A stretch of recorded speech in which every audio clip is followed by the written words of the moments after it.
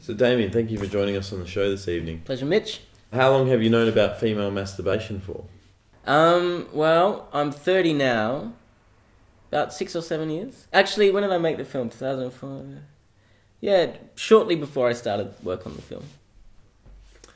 Do you feel like you had much experience with female masturbation, or did you have to do a little bit of research on it? I had to research a little bit. I got out some videos on the old VHS. It all seemed a little... I was looking for something a little bit more lenient, a bit more held back. So I ended up just looking in people's windows at night. Wow. It's a sound technique. Yeah. How long have you been a filmmaker? I don't know. How do we define when one becomes a filmmaker? Because I still haven't really been paid like a huge amount for anything. So if you define it by income, then I'm still not a filmmaker. So... But the day I decided to be a filmmaker, well, like I said, I'm 30 now, so that would have been 28 years ago, at the ripe old age of 2. What have you done that's brought you fame and fortune? Well, nothing. I'm in Perth. But I've been lucky enough to be funded a few times by our state funding body and stuff like that, and I've had films into a couple of festivals, won a few awards, so I'm very pleased about that. But I haven't cracked that A-list yet. Maybe this year. Shouldn't you be at your peak at this point? Yeah. Thanks for rubbing it in, Mitch.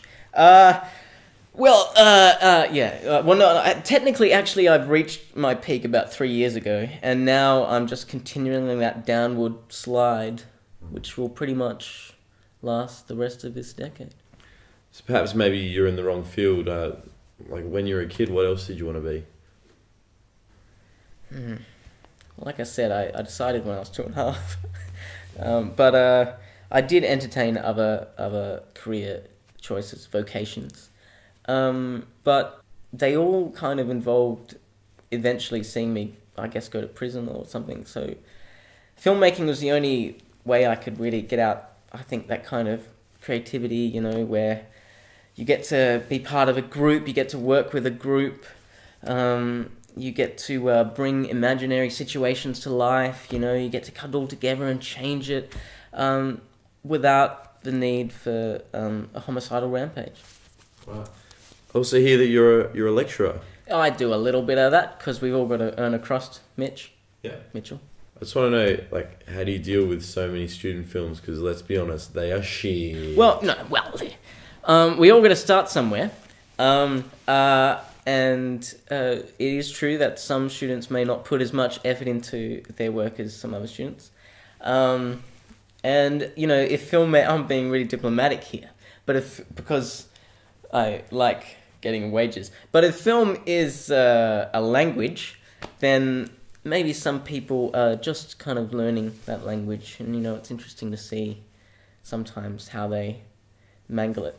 But it's sometimes sometimes you watch some films and maybe they're not the greatest, but then you watch one that's pretty good, really good, and it makes all the bad ones. It's fine, makes it all right. Yeah. Do you have that one student every year that you look at them and you say, "Yep, they've got what it takes"? Yes, and he's right there. Yeah.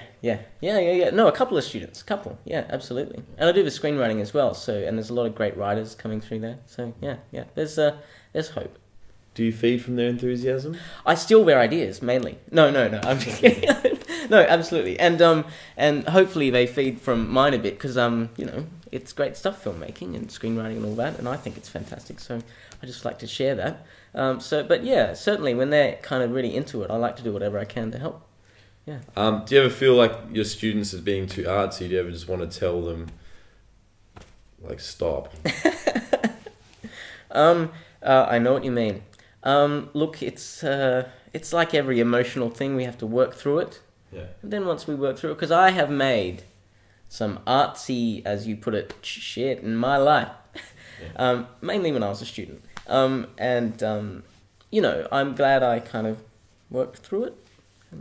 I can look back with red-faced shame. Is it ingrained in the student mind to not follow conventional storytelling? Do you like promote that? Yeah, well, it really depends on the kind of film. If they're making an experimental film, of course, they can take a much more kind of esoteric approach. But if they're like making a film that has to have kind of a 3-act structure and a defined story, then you judge it on different kind of merits. But sometimes films can be, sometimes experimental films, and this goes across the board, not just student films, but experimental films across the board. Sometimes they can jump the line a little bit from experimental into navel-gazing wankery.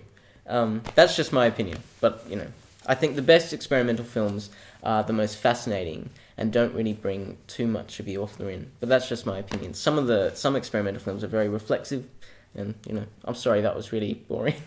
And I didn't know. It's good. But I'm trying to be diplomatic. I like experimental cinema. All right. Some of it's navel-gazing. Shits me. Sorry, Mitch. That's all right.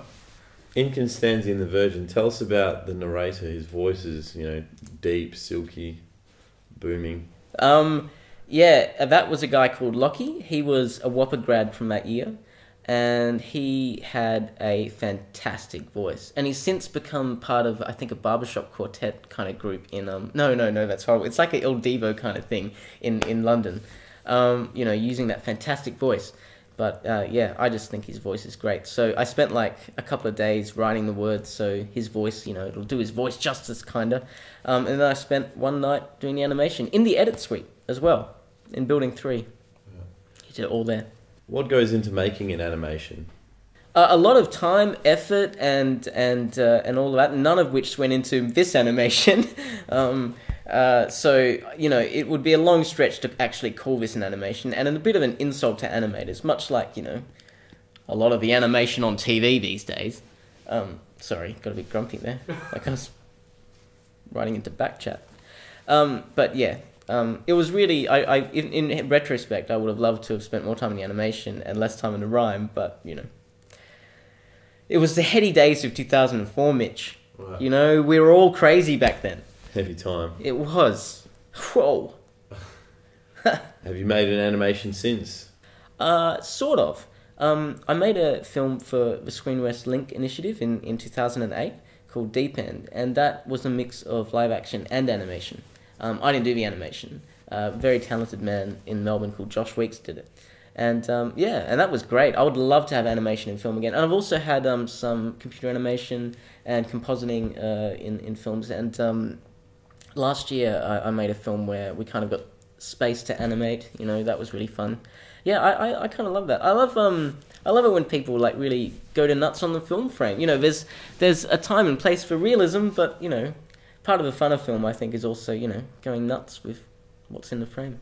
Do you have any tips for students or filmmakers when they go, into making an animation?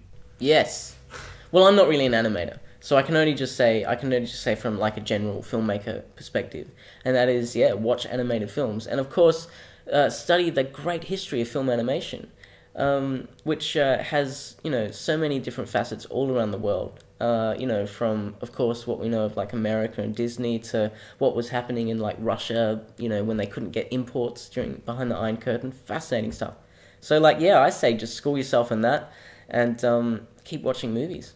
And that's the best advice I can give. Yeah. Mitch? Damien, thank you for your time and wise words. Pleasure. So, that's it.